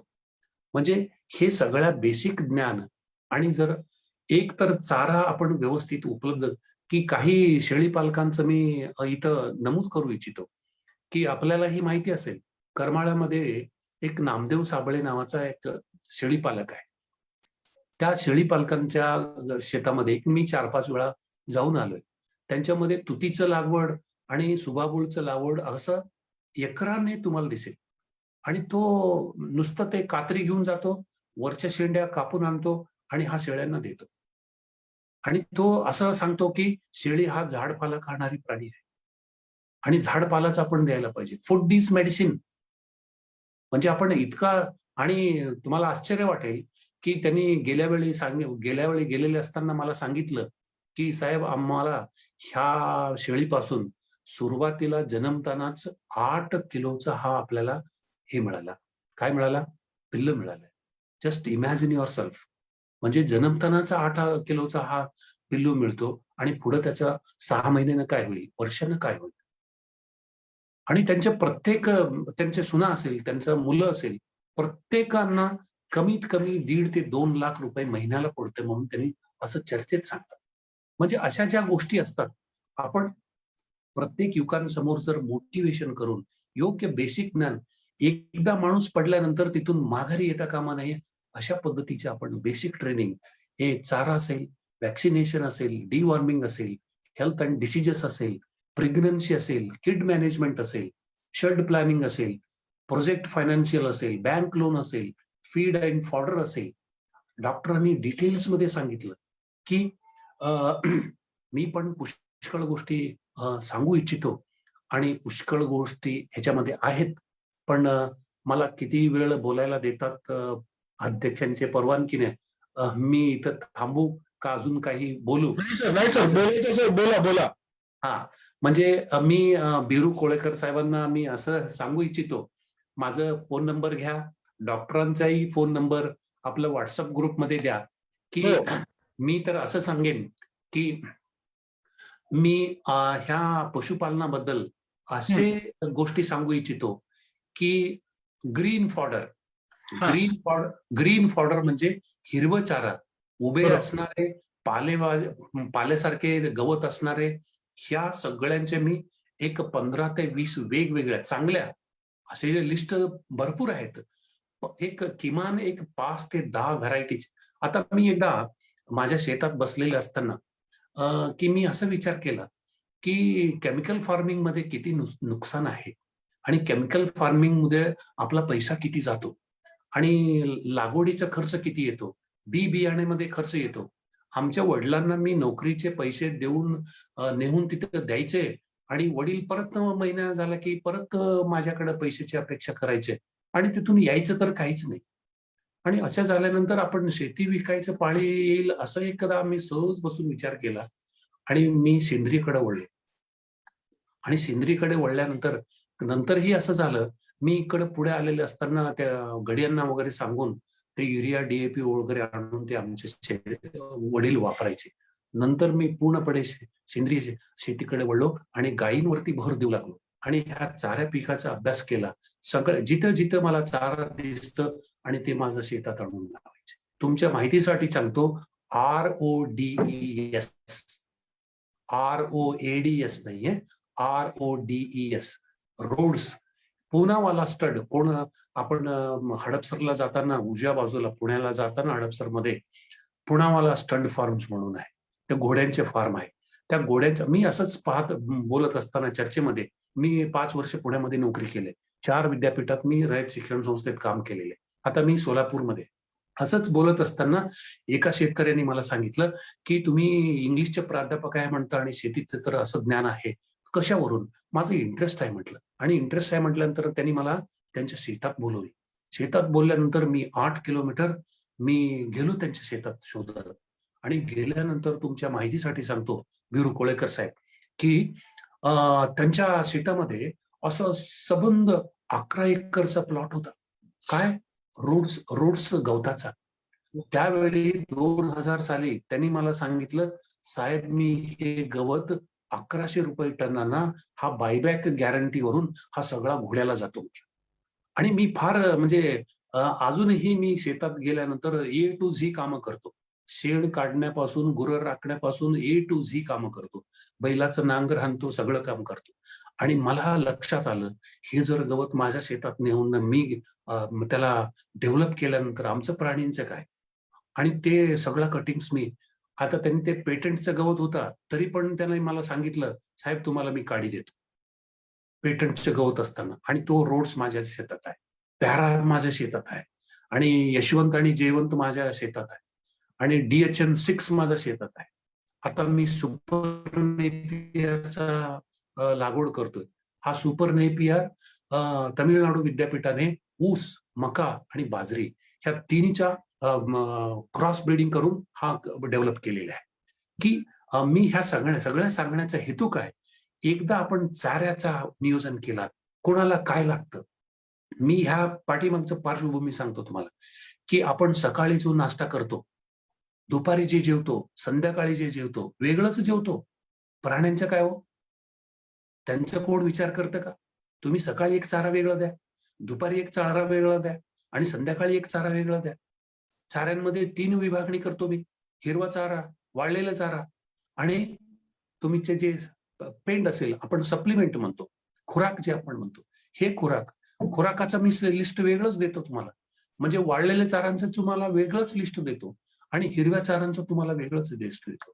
हे एकदा जर तुम्ही व्यवस्थित समजून घेतलात आणि तुमच्या काही गुंठ्यामध्ये आणि तुम्हाला शेतामध्ये फेन्स घातल्यासारखे, कुंपण घातल्यासारखे, बॉर्डरला तुम्ही जर हे सगळ्या प्लॅनिंग करून ह्या गवत केलात, तर उत्कृष्ट पद्धतीने आपण शेळी पालन, मेंढी पालन, आपण देशी गायी संवर्धन करू शकतो. आणि देशी गायीच्या जो शेणामध्ये येणारा जो न्यूट्रिटिव्ह व्हॅल्यू आहे, आणि एकंदरीत काय, एक 3 सायकल सांगू इच्छितो मी. 3 सायकल म्हणजे एकीकडे मातीचे आरोग्य म्हणू आपण, सॉइल हेल्थ म्हणायचे, आणि दुसरीकडे प्राण्यांचे आरोग्य, ॲनिमल हेल्थ, आणि तिसरीकडे मानवांचे health, human health. Soil health, animal health, human health, हे तिन्ही एक सायकल आहे, एक चक्र आहे. आणि एकांचं बिघडल्यामुळे दोघांचं बिघडतं, दोघांचं बिघडल्यामुळे तिघांचं बिघडतं. आता ते कसं आहे सांगतो तुम्हाला, की जोपर्यंत तुमचा माती समृद्ध राहत नाही, मातीमध्ये सकस राहत नाही. मी एक पुस्तकाचं नाव सांगू इच्छितो, soil health to human health. मातीच्या आरोग्यापासून मानवांचे आरोग्य. माती जर तुमचे आरोग्य चांगलं नसेल, माती म्हणजे आई आहे. आपण काळी आई म्हणतो. तुम्ही युरिया तुमच्या हाताला लावून बघा, तुम्ही 1 चिमटभर युरिया तुम्ही खाऊन बघा, काय होतंय बघा. आणि ते काळी आईवरती असं बेधुंदपणे आपण वापर करतो. ट्रॅक्टरच्या नांगराने आज काळी आई लुळा झालेली आहे, तिला पॅरालिसिस झालेले आहे, ती म्हणजे लकवा लागलेला आहे, ती लोळती आहे. मला वाचवा म्हणते आहे. वाचवणार कोण? जवळचे माणसंच वाचवणार आहे. मुलगाच तिला हॉस्पिटलला न्यायला पाहिजे, मुलगाच तिचं देखभाल करायला पाहिजे. मुलं म्हणजे आपण सगळे नागरिक आहोत. म्हणजे आज ट्रॅक्टरच्या वापराने जमिनीची किती ऱ्हास होतोय, म्हणजे आज रासायनिक खतामुळे किती ऱ्हास होतोय, कीटकनाशकांच्या पेस्टिसाइडमुळे. हे तुमच्या माहितीसाठी सांगतोय की गेल्या वर्षी मी तुरीवरती प्रयोग केला होता. माझं तुरी 100% मी ऑर्गॅनिक पिकला, की माझ्या तुरीला आज 10,000चा भाव आहे, आम्ही 12,000 रुपये म्हणतो. अजूनही माझं तुरी कोल्ड स्टोरेज मध्ये आहे. 1ही रुपयाचा रसायन मारा केलेली नाही. आपण आम्ही करायला गेलो एक, आणि भूमातेने आपल्याला शिकवलं एक. मी असं समजतो, हा भूमाता हा लॅबोरेटरी आहे. तुम्ही काय पण करायला जा, तिथं वेगळंच दिसतंय. मटकी घातलं होतं मी तुरीमध्ये. मटकी खाली आच्छादन झालं, मुंग्या वाटले. मुंग्या सगळे तुरीच्या झाडावरती चढायचो आणि सगळ्या किडी खायचो. पाहिलं तरी एक किडी आपल्या शेतामध्ये दिसत नव्हतं. गेल्या वर्षी पाऊस जास्त झाला होता, आजूबाजूच्या तुरी सगळ्या गेल्या, पण माझं तुरी गेलेली नाही. तुम्ही कुठलं बियाणे आणलं, काय केलंय? मी काहीच केलंय आणि धरती माते बरोबर चालतोय आणि सेंद्रिय शेती करतोय आणि बैलांनी नांगर करतोय, बैलांनीच पेरतोय. तुमच्या माहितीसाठी सांगतोय की पूर्वजांनी ऋषी कृषी नावाचा एक ग्रंथ आहे. त्या ऋषी कृषी पराशर मुनी असेल, चरक संहिता असेल आणि हे वेगवेगळ्या ज्या ऋषीने त्यांचे आयुष्य 100 वर्ष असेल, 125 वर्ष असेल, 80-90 वर्ष सगळं त्यांनी प्रयोगामध्येच घातलेलं आणि त्या प्रयोगाच्या माध्यमातून केलेल्या सगळ्या गोष्टी त्यांनी संस्कृत मधून ग्रंथामध्ये लिहून ठेवलेल्या आहेत. त्या ऋषी कृषी ग्रंथामध्ये सांगतात की गायीचा वापर ह्या शेत जमीन नांगरण्यासाठी केलेला नाही, बैलाचा वापर केलेला आहे. ह्याचं कारण जर असेल तर मी कोणाला प्रश्न विचारत नाही, नंतरही आपण थांबल्यानंतर तुम्ही प्रश्न विचारू शकता, आपण चर्चा करूया. पण एक म्हणजे त्यातला गूढ तुम्हाला सांगू इच्छितो, सिक्रेट ऑफ दॅट. म्हणजे एकंदरीत बैल हा गायीपेक्षाही थोडं ताकदवान आहे, त्याच्याकडे एनर्जी जास्त आहे. एक ह्या फिजिकल बाजू झाला, तर टेक्निकल बाजू जर शास्त्रशुद्ध पद्धतीने जर पाहिलात तर मुतत असताना, मूत्र देत असताना हा एकदमच देत नाही बैल. असं मूत्र द्यायला सुरुवात केलेलं असताना ते ओळीनं ओळी ते मुतत जात आहे. आणि एक बैल 1 एकरामध्ये कुठं जरी मुतलेला असेल तर सकाळपर्यंत त्या कंप्लीट रानामध्ये तो विरजन घातल्यावर बॅक्टेरिया वगैरे स्प्रेड होतात. आणि आपण हे विरजन घालत असताना पातेल्याभर दुधामध्ये किती टाकलेलं असतं आपण, ताक म्हणा किंवा दही म्हणा, एक चिमटभर काही सम मिलीग्रॅम टाकलेला असतो आणि 8 ते 12 घंटेमध्ये तो सकाळ होईपर्यंत कंप्लीट हा घट्ट दगडासारखं झालेला असतो. कशामुळे? हा बॅक्टेरियाचा वाढ झालेला असतो. आणि तुम्हाला कुळवायला ही बैल जातात, नांगरत असताना जातात, पेरताना जातात आणि परत इंटरकल्टिवेशन करताना, डुबी मारताना वेगवेगळ्या गोष्टी. आता बैलच नाहीये, कुठून शेतात जाणार, कुठं तुमचं विरजन होणार, कुठं तुमचं म्हणजे आता हे सगळं कट कारस्थान जर बाजूला आपण ठेवलं की भारतीय शेतीला लुळं कसं करायचं, हे पशुधन सगळं नाश करायचं आणि ट्रॅक्टरायझेशन आणायचं आणि मग शेती बाद होते. असं काही लोकांचं हा तत्वज्ञ होत हे कट कारस्थान होतं. आणि आमचेच हे पॉलिटिकल लोक म्हणा की आपण त्या गोष्टीवर न बोलता आपण चांगल्या गोष्टीकडे वळून ह्या सगळं आपल्याला कसं समृद्ध करता येईल, बेसिक गोष्टीकडे जर आपण वळलात तर नक्कीच आपला देश चांगलं होईल, पशुधन चांगलं होईल, आपला आर्थिक स्वास्थ्य मिळेल, आपला हेल्थही चांगला होईल.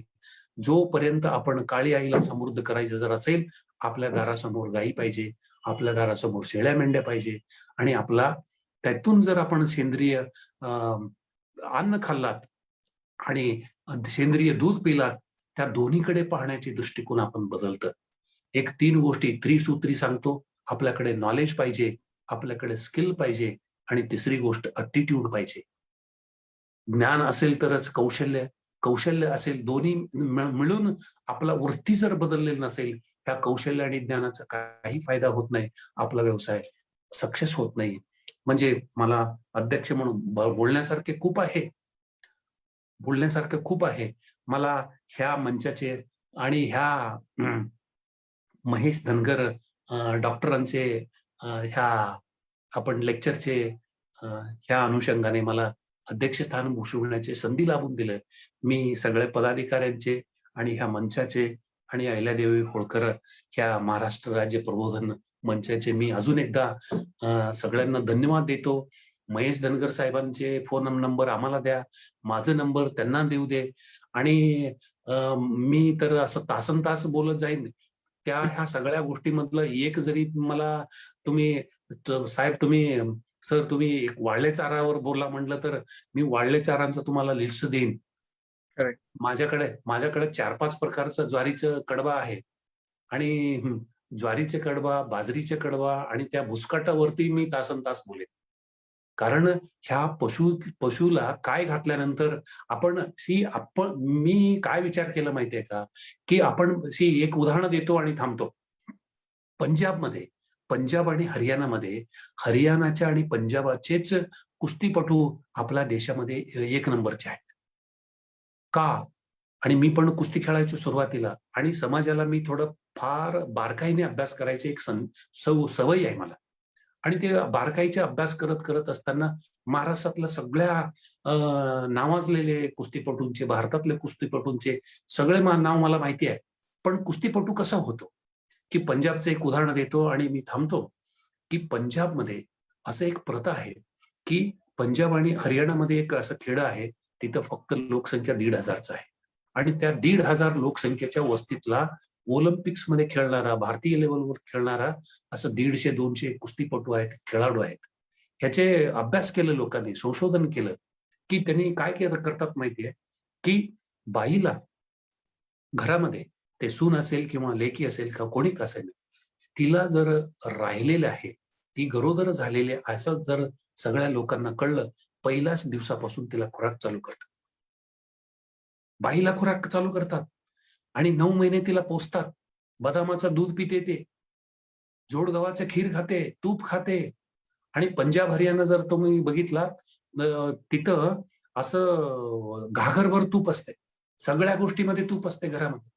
पशुधन चांगलं आहे आणि ह्या बाईला 9 महिने पोसल्यानंतर तुम्ही कल्पना करा आणि तो बाळ कशा पद्धतीने जन्माला येईल आणि त्या बाळाला 5 वर्षानंतर तो तालमीत असतो. 5 वर्ष आईच्या 9 महिने खुराक, 5 वर्ष बाहेर खुराक आणि 5 वर्षामध्ये तो तालमीत असतो. 5 वर्षापासून 25 वर्षापासून त्याचं देखभाल करून, ते चांगलं वस्तादाचा खाली त्याचं देखभाल करून आणि त्याला चांगलं ट्रेनिंग देतात आणि मग 25व्या आणि 30व्या वर्षी तो ऑलिम्पिक खेळतो. भारताचा 1 नंबर पैलवान होतो.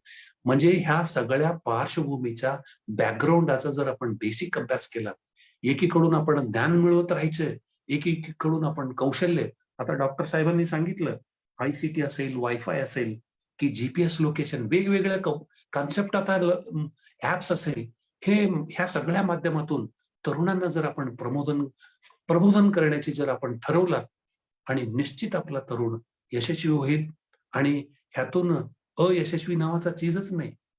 आपण इतका समृद्ध होऊ, इतका सुजाण नागरिक होऊ, आपला 100 वर्ष आयुष्य फिक्स.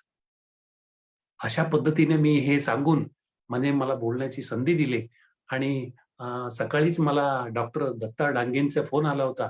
असं असं आमचं प्रबोधन मंच आहे आणि ह्या समाजाचे आहे, तुम्ही हे थोडंसं अध्यक्षस्थान भूषवा आणि मी लगेच होकार दिला आणि अरेच्या असं असेल तर आपण 7:30 काय आहे केव्हाही तुम्ही ठेवा, असं मी म्हणून त्यांना होकार दिला होता आणि भिरू कोळकर साहेबांनी मला फोनवरून बोललं आणि जॉईन करून घेतले. सगळ्यांचा मी आभार मानतो आणि पुढेही कुठेही आपला समाजाचा असू दे किंवा भारताचा असू दे, महाराष्ट्राचा असू दे, एकूणच काय आपलं ज्ञान आपण समाजाचे काहीतरी ऋण फेडायचा असतो, आपण मिळवलेलं असतो, देत राहायचे आणि देत गेल्यानंतर आपल्याला काही कमी होत नाही, जास्तच होतो.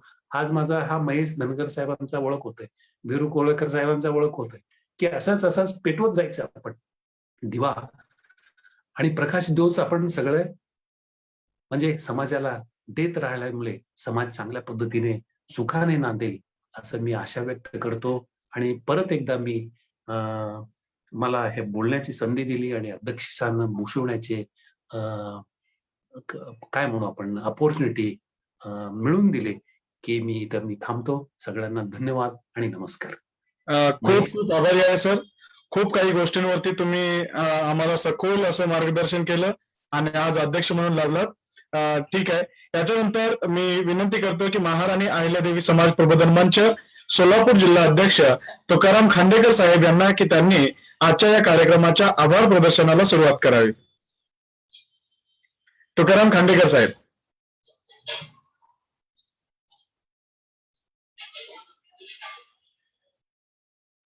खांडेकर साहेब अनम्यूट करा, तुम्ही म्यूट वरती आहात.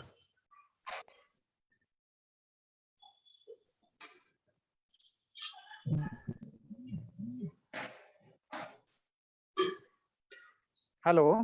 हा बोला साहेब. सगळ्यांना जय मल्हार. महाराणी अहिल्यादेवी समाज प्रबोधन मंचाचे महाराष्ट्र राज्याचे अध्यक्ष मधु शिंदे साहेब, JP बघेल साहेब, पाचकोळ साहेब आणि ज्यांच्या संकल्पनेतून हा कार्यक्रम साकार होत आहे असे आमचे विद्यार्थी आघाड्याचे महाराष्ट्राचे प्रदेशाध्यक्ष डॉक्टर दत्ताजी डांगे सर, त्यांच्या प्रेरणेने हा कार्यक्रम आजपर्यंत चालू आहे. तो 21 ऑगस्ट पर्यंत असा सलग 1 महिनाभर हा कार्यक्रम चालणार आहे. तर त्या माध्यमातून आपल्या महाराष्ट्रातील जे विद्यार्थी आहेत त्या विद्यार्थ्यांचं ज्ञान, त्यांच्यात कौशल्य वाढवण्यासाठी हा प्रेरणादायी कार्यक्रम आहे. या कार्यक्रमाची प्रस्तावना आमच्या मंचाचे IT प्रमुख बिरुजी कोळेकर सर यांनी चांगल्या प्रकारे जो काही प्रस्तावना आहे किंवा कार्यक्रम आयोजित केलेला आहे तो कार्यक्रम अगदी व्यवस्थित पद्धतीने आतापर्यंत चालू आहे. त्याबद्दल बिरुजी कोळेकर सरांचे खूप खूप आभार.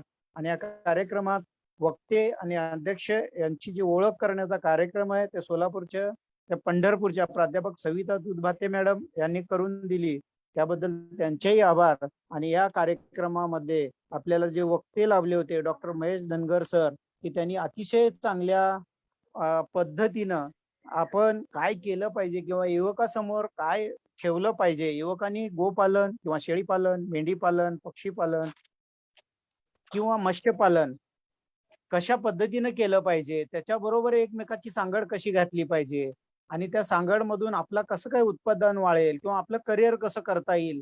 कारण आज विद्यार्थी फक्त नोकरी नोकरी याच्याच पाठीमागे लागलेले आहेत. तर आज विद्यार्थ्यांनी व्यवसायाकडे वळणं गरजेचं आहे. तर त्या व्यवसायातनं आपलं करिअर कशा पद्धतीनं घडू शकतं हे धनगर साहेबांनी सांगितलं. त्याचबरोबर त्यांनी चारा साठवण, दूध उत्पादन व त्याचे उपपदार्थ या माध्यमातून आपण कशा पद्धतीनं उत्पन्न मिळवू शकतो आणि आपला उदरनिर्वाह करू शकतो, नोकरीच्या मागं न लागता आपण चांगल्या पद्धतीनं उत्पन्न मिळवू शकतो, यासाठी युट्यूब किंवा गुगलवर प्रशिक्षण मिळू शकतं किंवा आपल्याला अशा पद्धतीनं वेगवेगळ्या संस्था आहेत त्या संस्थेच्या माध्यमातून प्रशिक्षण किंवा ई प्रशिक्षण मिळू शकतं. आणि हे करत असताना आपला माहिती आणि तंत्रज्ञानाचा उपयोग होऊ शकतो. त्याचबरोबर पाळीव प्राणी यांचे दुकान व त्यासाठी लागणारी साधने हा व्यवसाय पण करू शकतो. हे धनगर सरांनी अतिशय चांगल्या पद्धतीने सांगितलं. किंवा पाळीव प्राणी कशा पद्धतीने हाताळणे किंवा हॉस्टेल त्याचं किंवा त्यांना ट्रेनिंग देणे, हा जो व्यवसाय आहे हा नवीन व्यवसाय आपल्या समोर चांगल्या पद्धतीनं प्रेझेंटेशन केला. आणि सेंद्रिय शेतीबाबत पण त्यांनी चांगल्या पद्धतीनं आपल्याला प्रबोधन केलं. महेश धनगर सरांचं खूप खूप आभार. या कार्यक्रमामध्ये त्यांनी अतिशय चांगल्या पद्धतीनं मार्गदर्शन केलं. याचा उपयोग जर विद्यार्थ्यांनी आपल्या करिअरसाठी जर केला तर विद्यार्थ्याच्या जीवनामध्ये कधीही आर्थिक चणचण भासणार नाही किंवा मी सुशिक्षित बेकार आहे म्हणण्याची वेळ येणार नाही. आणि या कार्यक्रमाला आज लाभलेले अध्यक्ष डॉक्टर महादेव कोरी सर यांनी तर अतिशय उत्कृष्टपणे ज्या गोष्टी माहीत नव्हत्या चाऱ्याच्या बाबतीत, त्या चाऱ्याच्या बाबतीत त्यांनी अतिशय उत्कृष्ट माहिती दिली. सेंद्रिय चारा उत्पादन व त्याचे वेगवेगळे प्रकार, शेळी मेंढी गायीसाठी वेगवेगळा चारा उत्पादन कसा केला जातो आणि सेंद्रिय शेतीचे फायदे काय होऊ शकतात, आपल्याला मातीचे आरोग्य, प्राण्यांचे आरोग्य आणि मानवांचे आरोग्य या माध्यमातून सेंद्रिय शेतीच्या माध्यमातून कसं होऊ शकतं, एक अतिशय चांगली माहिती आजच्या या कार्यक्रमातून आपल्याला मिळाली. आजच्या ह्या सर्व वक्त्यांचं अध्यक्ष महादेव कोरी सर, बिरुजी कोळेकर सर आणि सविता दुधभाते सर यांचं पुनश्च एकदा आभार मानतो. आणि आजचा कार्यक्रम संपला असं जाहीर करू. बिरू सर. सर मी फक्त उद्याच्या कार्यक्रमाची घोषणा करतोय. ठीक आहे. या पुढची सूत्र मी बिरुजी कोळेकर सर, आपल्या IT सेलचे प्रमुख आहेत, त्यांच्याकडे सोपवतोय. बिरुजी कोळेकर सर. ओके, खूप खूप धन्यवाद सर. याच्यानंतर जो उद्याचा प्रोग्राम आहे की जो आपण महाराणी अहिल्यादेवी समाज प्रबोधन मंच महाराष्ट्र राज्य आयोजित, त्याच्यामध्ये उद्याचं जे हे होणार आहे, लेक्चर होणार आहे ते आहे अभिजित मोठे साहेब यांचं. आणि अभिजित मोठे साहेब हे मलेशियामधून बोलणार आहेत आणि त्यांचा विषय आहे डेटा सायन्स, आर्टिफिशियल इंटेलिजन्स आणि मशीन लर्निंग या क्षेत्रातील विविध करिअर संधी. थोडक्यातच याचा अर्थ आहे की जे आपल्याकडे मार्गदर्शन उद्या करणार आहेत ते आपल्या पूर्ण IT क्षेत्रावरती कसा प्रभाव असणार आहे विद्यार्थ्यांना, त्याच्यामध्ये काय संधी असणार आहेत, त्याच्यामध्ये आता जे रोबोटिक सायन्स वगैरे जे आहे, डेटा अनालिटिक्स आहे, डेटा सायन्स आहे किंवा artificial intelligence and machine learning या खूप अत्यंत उपयुक्त आणि आता इथून पुढे ज्या क्षेत्रामध्ये विद्यार्थ्यांना करिअर करण्यासाठी संधी आहेत त्याच्यावरती उद्याचं सेशन होणार आहे. तर महाराणी अहिल्यादेवी समाज प्रबोधन मंच महाराष्ट्र राज्य विद्यार्थी आघाडीकडच्या या कार्यक्रमामध्ये उद्या 7:30 वाजता आपण महाराणी अहिल्यादेवी समाज प्रबोधन या फेसबुक पेजवरती तुम्हाला हा लाईव्ह कार्यक्रम बघायला भेटेल. असं बोलून मी आजचा जो कार्यक्रम आहे संपला असं जाहीर करतो. खूप खूप धन्यवाद.